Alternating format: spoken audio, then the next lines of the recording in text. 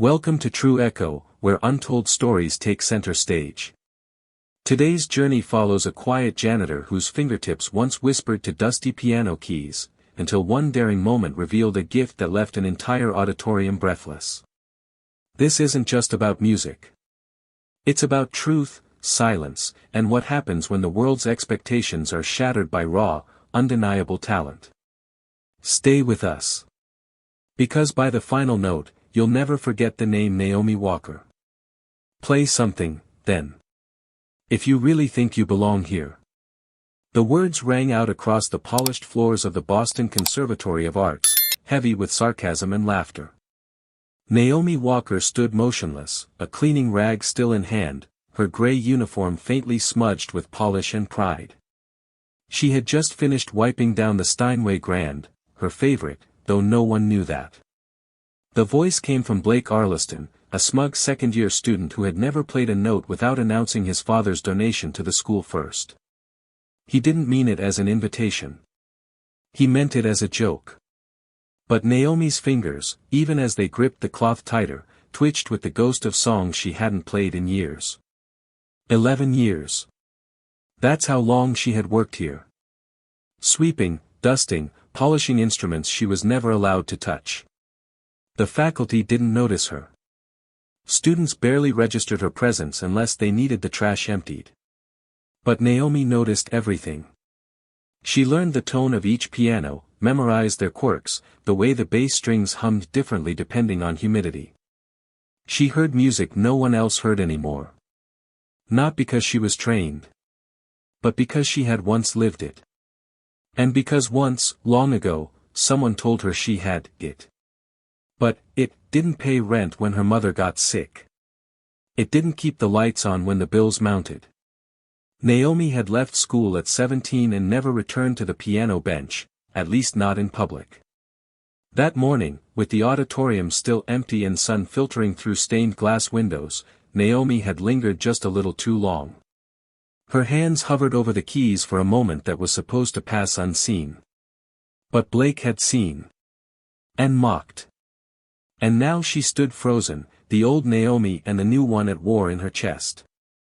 She gave a tight smile, bowed her head slightly, and wheeled her cleaning cart toward the back hallway. But later, back in her one-bedroom apartment in Dorchester, Naomi couldn't stop hearing that dare. Play something. She hadn't played anything in years. Not for anyone. Not even for herself. Her fingers moved in rhythm against the kitchen table, the faint pattern of a melody she once tried to finish before life interrupted. That evening, as she emptied her bag, a glossy pamphlet slipped out between bills and coupons. The Whitmore Invitational. Discover the next great virtuoso. Open audition, 1 wild card slot. First 20 applicants. She stared at the words. Laughed quietly to herself. People like me don't play there, she murmured.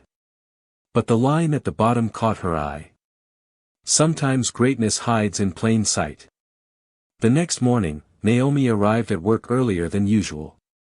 She walked the long corridor that led to the main recital hall, heart thudding behind every step like a second pulse.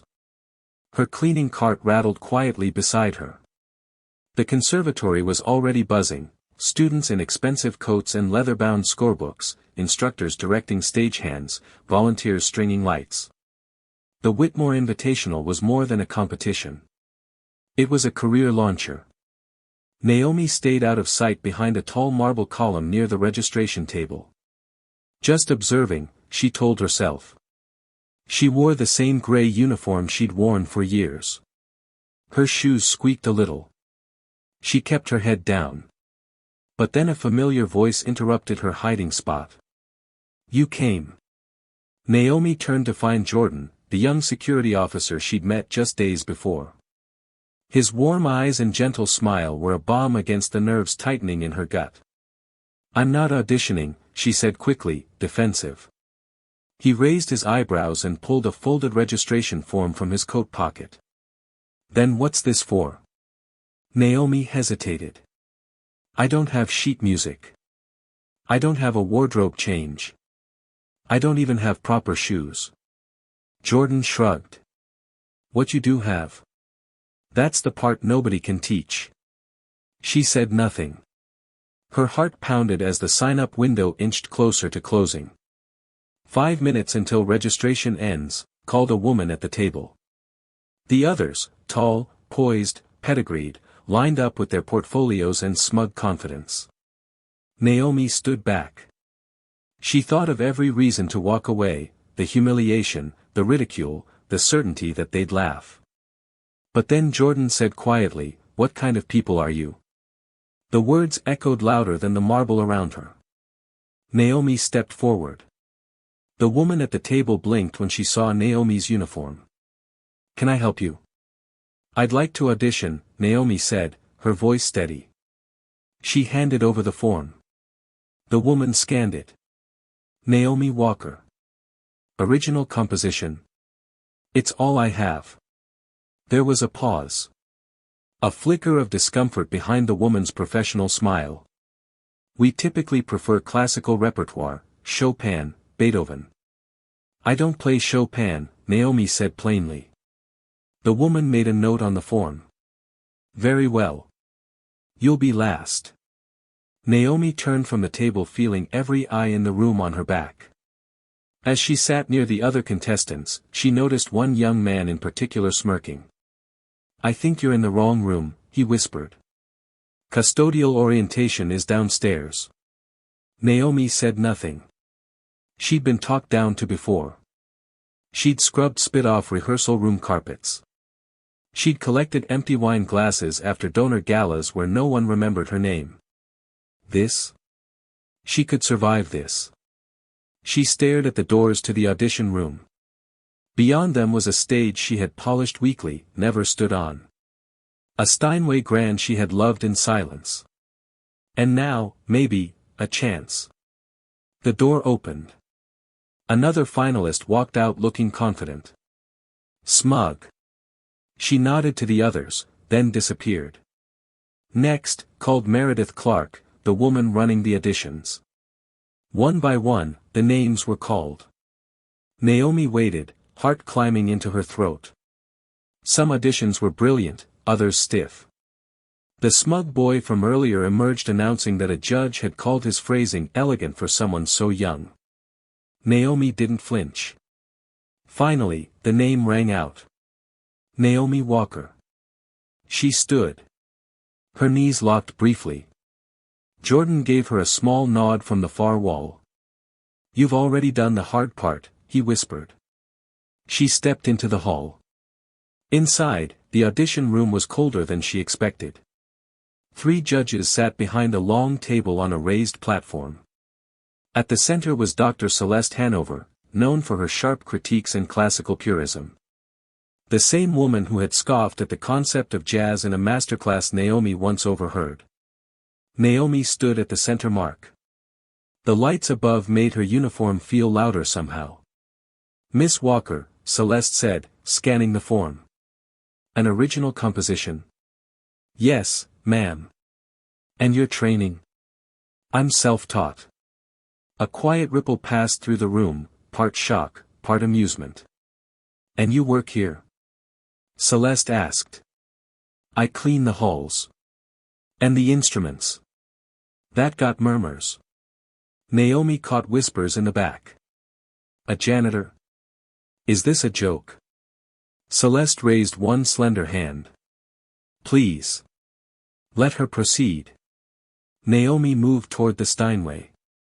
But then Celeste spoke again. "Actually, I wonder if that piano is appropriate." Naomi stopped. "Don't we have another instrument?" Celeste asked her colleagues. The younger judge pointed. "That one," she said, nodding to the upright piano in the corner. "Dusty. Out of tune. Unloved." "Perfect," said Celeste. "It may be more forgiving for a unique performance." Naomi understood the insult, silk-wrapped though it was.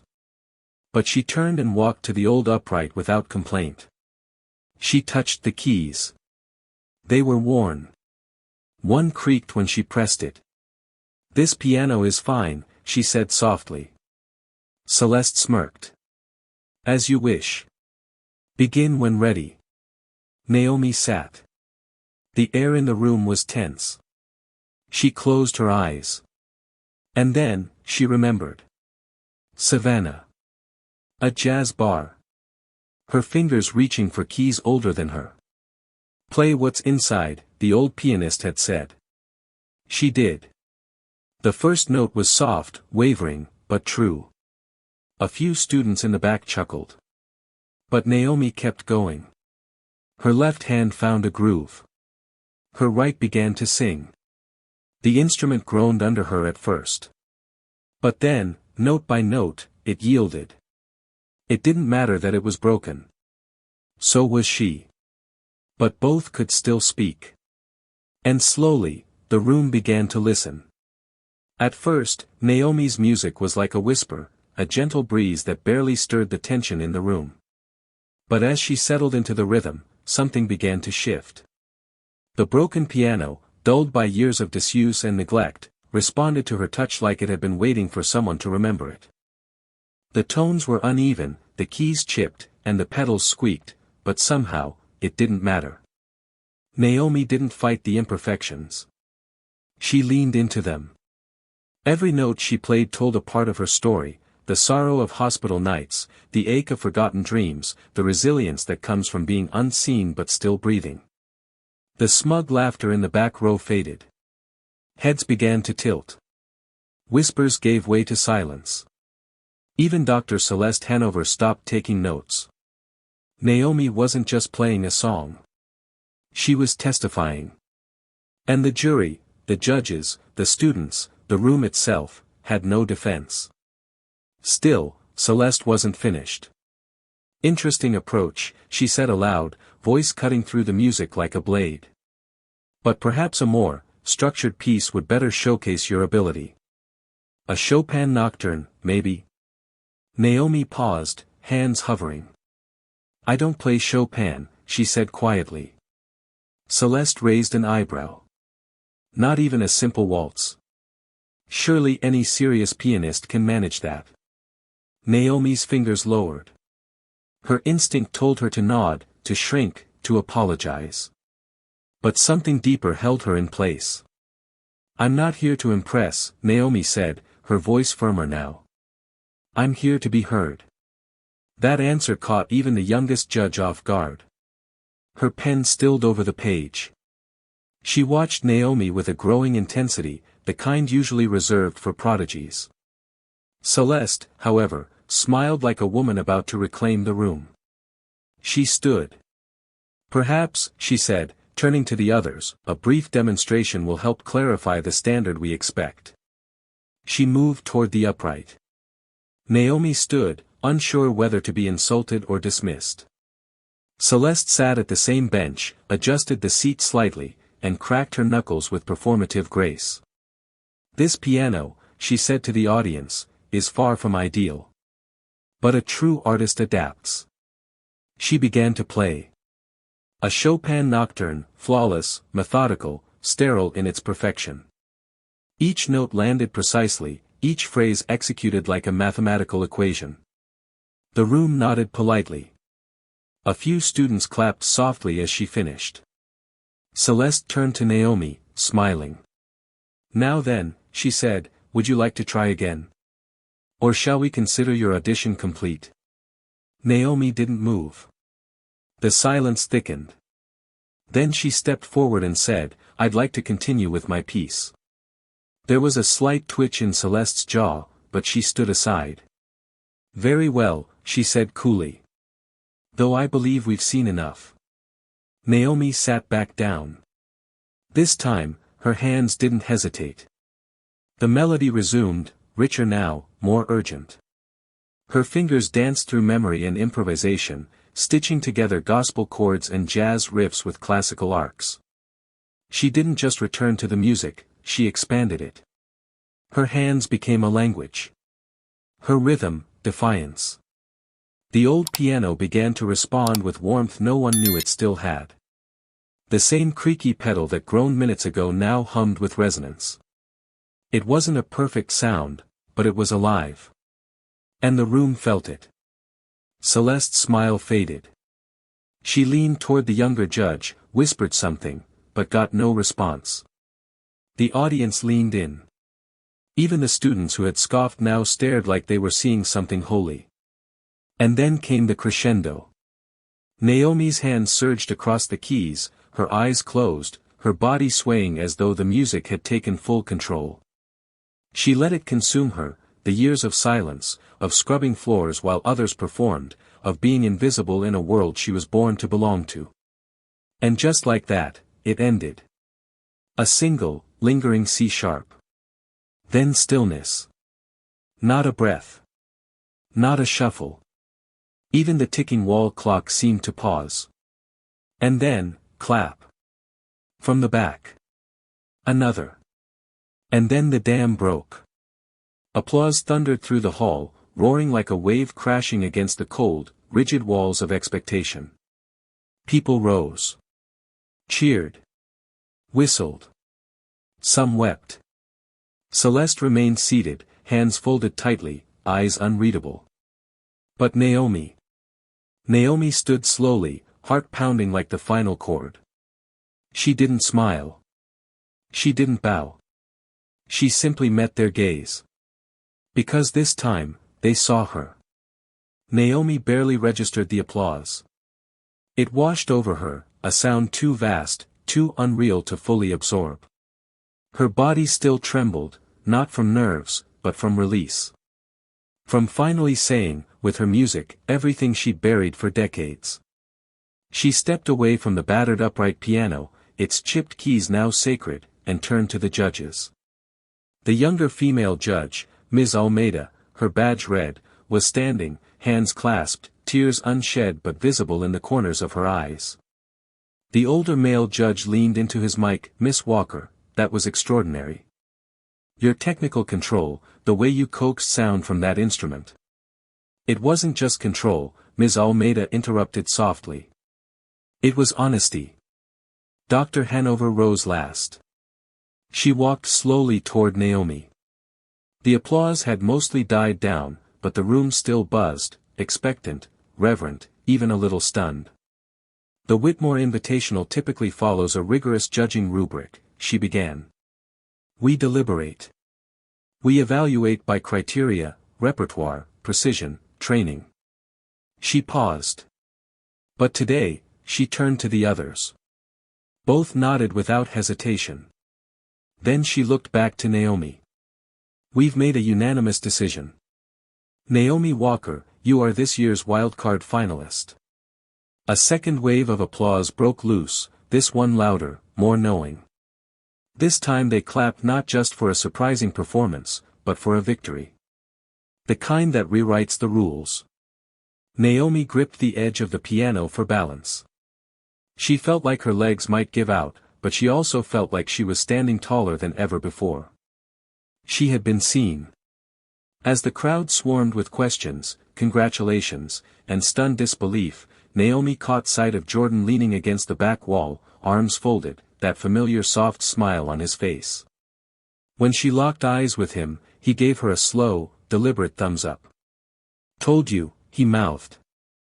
Naomi nearly laughed. The days that followed blurred into a whirlwind Naomi never expected to survive, let alone experience. On Monday, her name was formally added to the Whitmore finalist list. On Tuesday, a blurry student cell phone video of her audition hit Twitter. By Wednesday, it had over 500,000 views. She plays like she's lived 5 lives. Best wildcard performance I've ever seen. Is she the next Nina Simone? Naomi didn't own a smartphone, so Jordan printed out some of the comments for her. Reddit says you're the new face of soul revival, he said, grinning as they sat on a bench in the courtyard. You scared the internet, Walker. I just played, she said, cradling her coffee. No, he replied. You told the truth. On Thursday, Naomi found herself in a quiet rehearsal room with none other than Dr. Celeste Hanover. The older woman didn't bring sheet music. Just a metronome and a stack of blank staff paper. I'm not here to change your sound, Celeste said. Only to help you survive what comes next. What comes next? Naomi asked, guarded. Expectations. Critics. Spotlights. They don't just hear your music now. They measure it. And you? Naomi didn't reply. She knew that weight already. She'd worn it her whole life. You have raw power, Celeste said, crossing her arms. But if you want to keep your voice intact while standing in the fire, you need structure. They rehearsed for hours. Naomi stumbled through phrasing. Celeste cut her off mid-bar. Shape it. Don't wander. But wandering is how I find the melody. Then wander with intent. They argued. They laughed. They pushed each other. Something shifted between them, an unlikely trust. You remind me of someone I used to know, Celeste said at the end of a session. Another janitor? Naomi teased. No, Celeste replied, smiling faintly. My sister. She played jazz too. She refused to compromise. The world made her pay for that. Naomi's smile faded. What happened to her? She stopped playing. They both fell silent. Until Celeste added, don't stop. Not ever. The night before the finals, Naomi walked alone into the empty recital hall. The stage had been set, the grand piano polished to a gleam under the chandeliers. She approached it slowly, her reflection fractured in its dark gloss. This was the same piano she'd once been told she wasn't worthy to clean. Now it waited for her. She didn't play. Not yet. She just sat at the bench, placed her fingers on the keys, and breathed. She thought of her mother. Of Savannah. Of the jazz bar after midnight. Of the cleaning cart she once leaned on to steady her dreams. And for the first time, she felt no fear. Only presence. Only peace. Miss Walker. The voice startled her. A tall woman in a navy dress and media badge stood nearby, notebook in hand. Cynthia Rowland. New York Times. Naomi blinked. I don't have a press photo yet. Cynthia smiled. We'll get one. For now, I just want to ask, what do you hope the judges hear tomorrow? Naomi turned toward the piano. I hope they hear truth. The next morning, Naomi sat alone backstage while the hum of the audience filtered through velvet curtains. Just beyond them, tuxedos and tailored dresses shifted in their seats, murmuring in low tones, some curious, some skeptical. Her story had gone viral, yes. But in rooms like these, skepticism always sat in the front row. Naomi didn't pace. She didn't rehearse fingerings or hum nervously like the other contestants. She just sat, eyes closed, hands resting lightly in her lap. Her heartbeat wasn't steady, but it wasn't frantic either. It was expectant, like the quiet before a storm. Celeste appeared 5 minutes before Naomi's performance. She wore a minimalist black gown, no jewelry, no clipboard, just presence. Are you ready? She asked softly. No, Naomi whispered. Celeste smiled. Good. That means you're about to do something honest. They stood together in silence until a knock on the door broke the moment. Miss Walker. They're ready. Naomi rose. Her knees locked for a second, but she shook it off.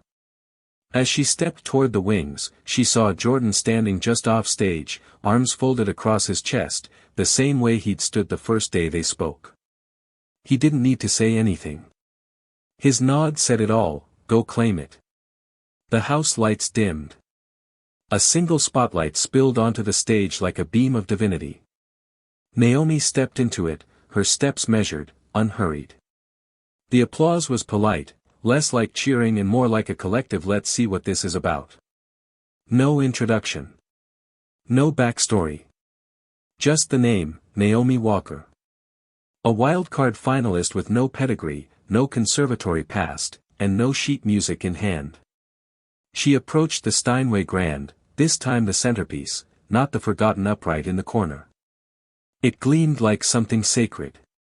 Naomi ran her fingers lightly across the lid, then sat. She didn't adjust the bench. She didn't shift the mic stand. She simply placed her hands on the keys, exhaled once, and began. The first note was so soft it barely touched the air. But that was the point. Naomi knew silence was part of music, too. She began with a melody built in shadows, a slow, aching tune she'd shaped during the quietest moments of her life. Notes that carried the sound of long hospital nights.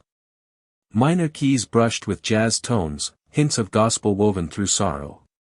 Her fingers moved like they remembered every shift she ever worked. Every floor she scrubbed. Every dream she swallowed. And the room leaned in. Even the judges, seasoned veterans who'd heard 1,000 perfect performances, tilted forward slightly.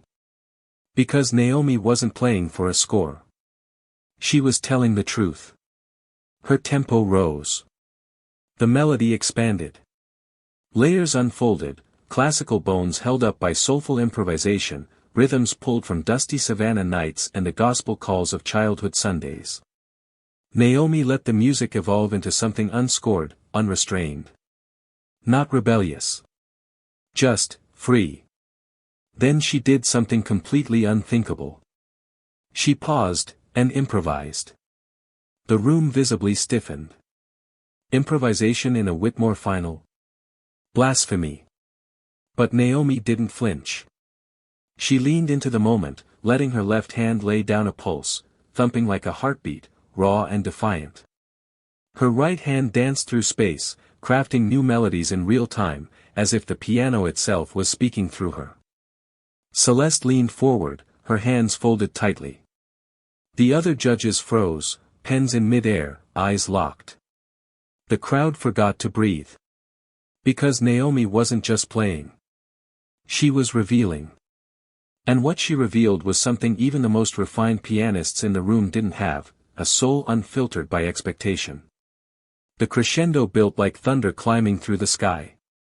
Naomi's body swayed. Her hair slipped forward over her brow. Her foot pressed deep into the pedal as her final chords climbed into light. Then silence. No final flourish. Just a long, resonant C-sharp, held until it faded into stillness. 10 seconds passed. Then 20. Then, an eruption. The applause didn't build, it detonated. Chairs scraped back as people leapt to their feet. Cries of "Bravo" rang out. Cell phones flashed. Some clapped with both hands and their hearts.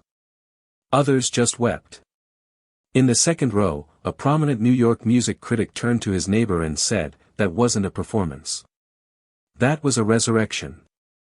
Naomi stood slowly, her breath uneven, her chest rising like the last note hadn't quite let go. She glanced toward the wings.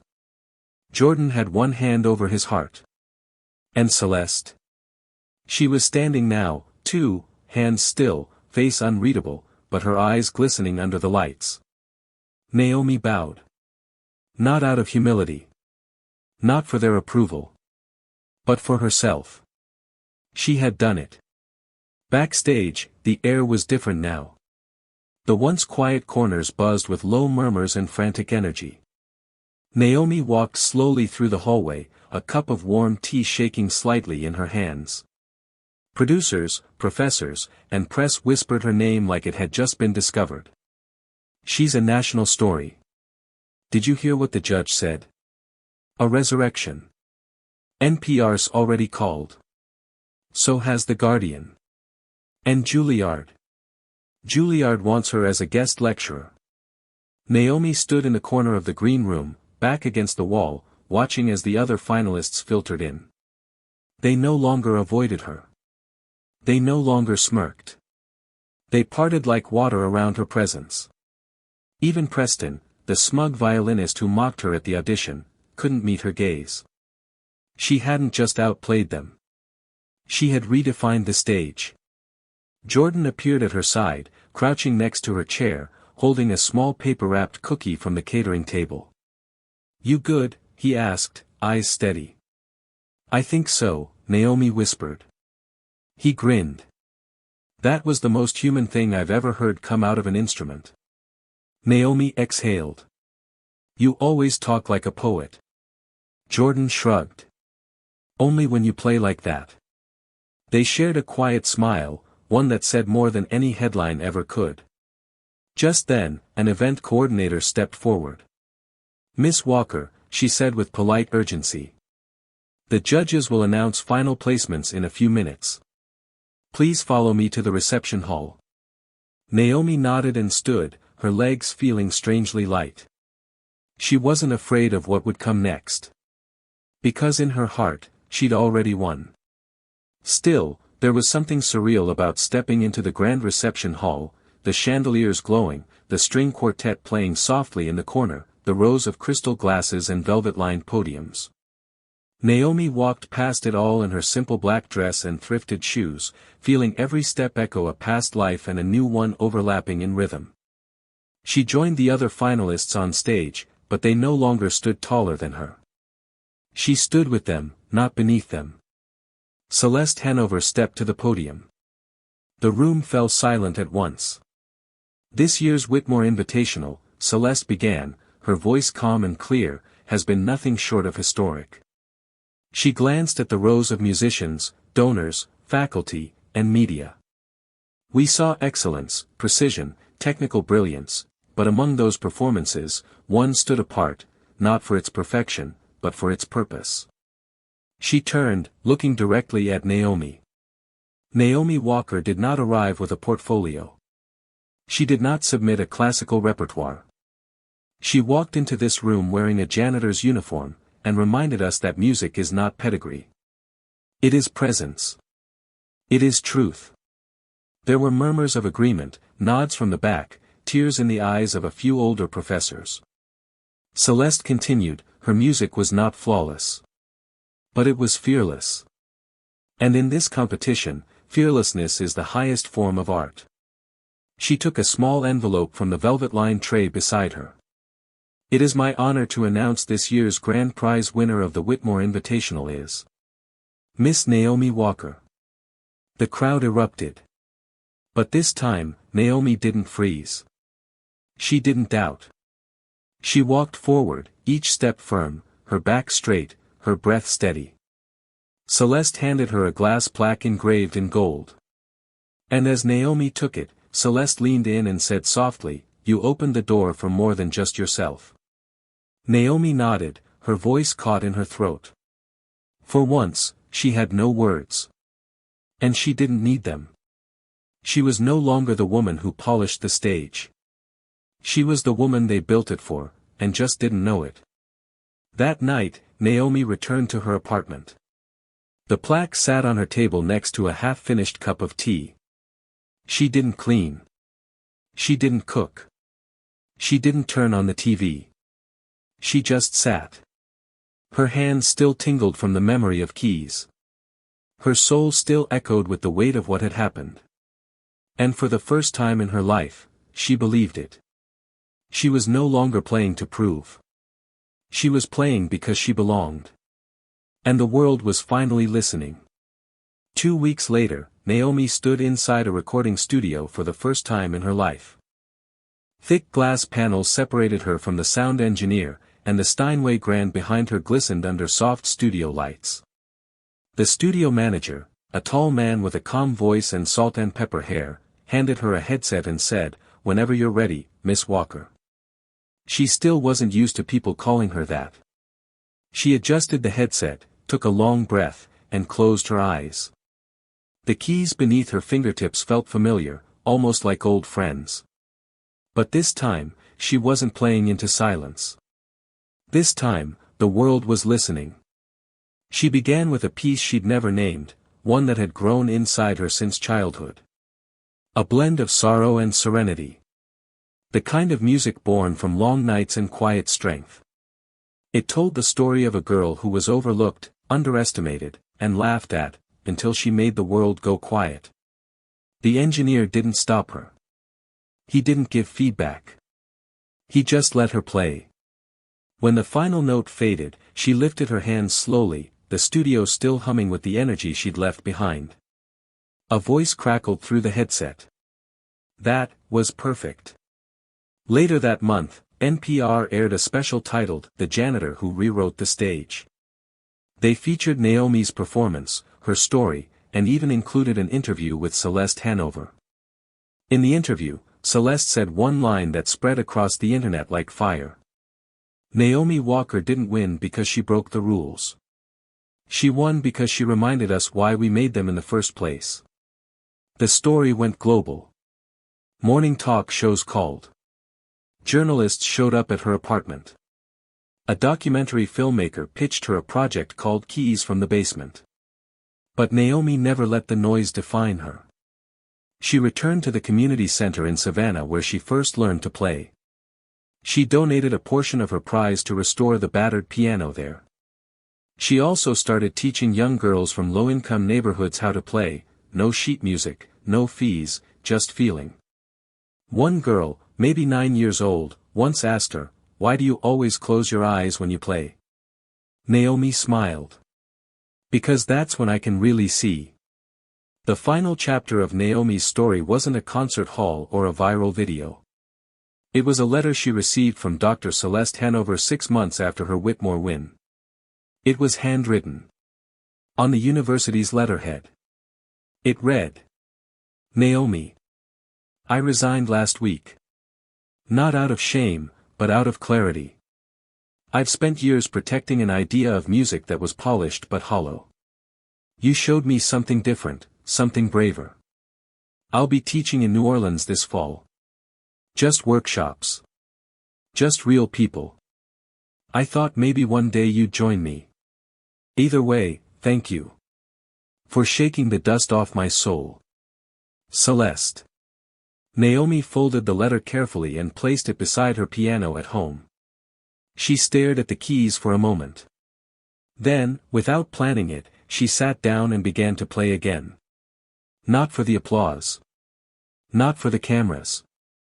Just because it was who she was. And maybe that was the most powerful music of all.